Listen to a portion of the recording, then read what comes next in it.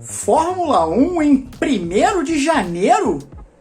Isso já aconteceu, sabia?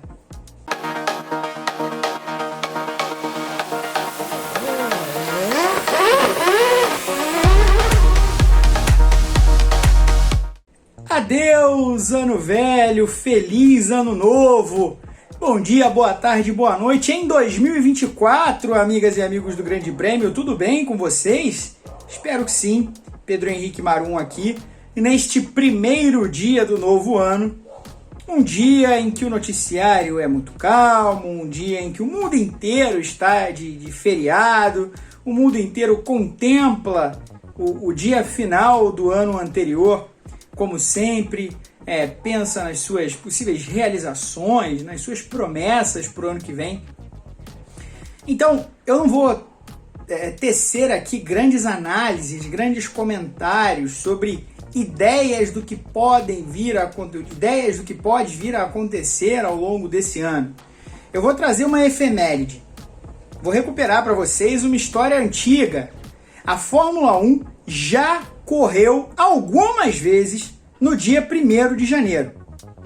Veja só, foi nos anos 60, né? Nos anos 60, houve um acordo ali da África do Sul para que abrisse o campeonato algumas vezes no começo do ano.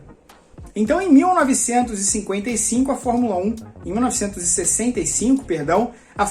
abre o seu campeonato, a sua temporada, no dia 1º de janeiro, com o GP da África do Sul, que não era em Kyalami até aquele momento. Na verdade, era numa pista que fica em East London, lá no Cabo Oriental, que é a pista, o circuito Prince George. Existe até hoje, recebe corridas locais e recebia a Fórmula 1 até aquela altura em meados dos anos 60.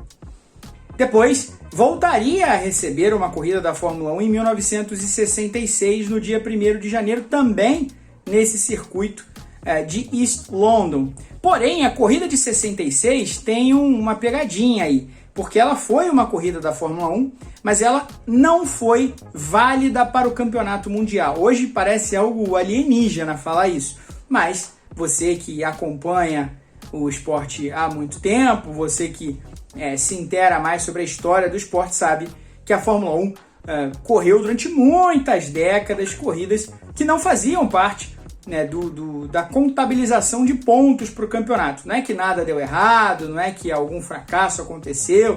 As corridas eram projetadas e não valiam mesmo para o campeonato. Era algum tipo de teste, alguma visualização de dada sorte. Inclusive o primeiro GP do Brasil também não valeu para o campeonato, né?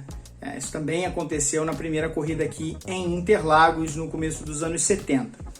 Então, em 66, há também uma corrida que não é válida para o Campeonato Mundial. Em 67, a corrida acontece no dia 2, mas depois, em 1968, a corrida novamente acontece no dia 1º de janeiro.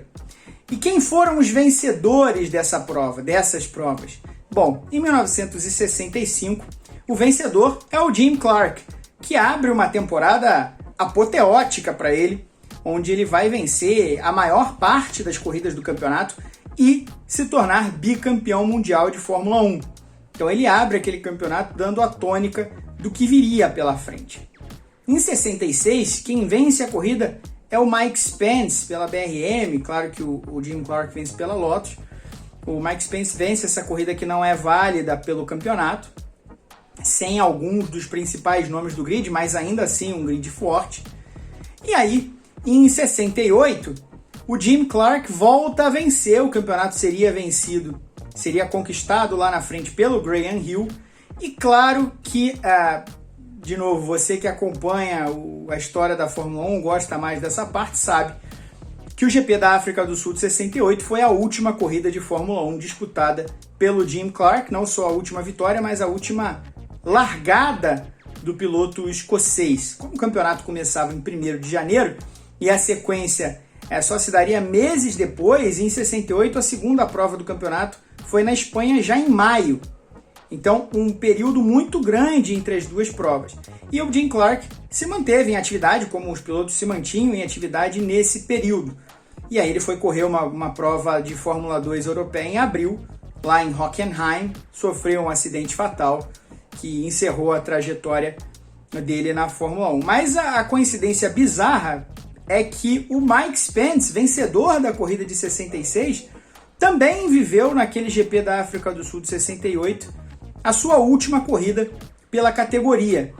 E a história se trança com a história do Jim Clark de maneira meio sombria, meio bizarra, porque o Jim Clark, assim como em 65 ele vence o Campeonato Mundial de Fórmula 1 e as 500 milhas de Indianápolis, né?